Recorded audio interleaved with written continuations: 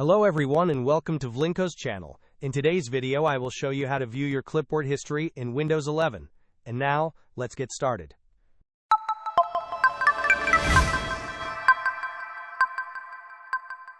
If you are looking to access previously copied items on your Windows 11 computer, there is a simple and effective way to do it.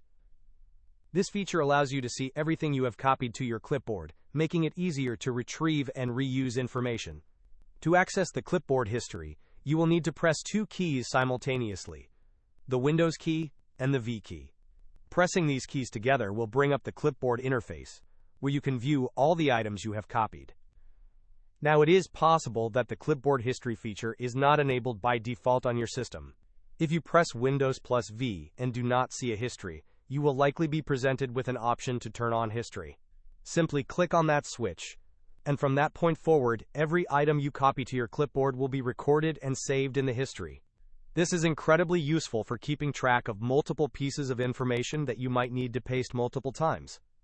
Hope this was helpful. Don't forget to like and subscribe if you enjoyed. As always, thanks for watching and I will see you in the next video.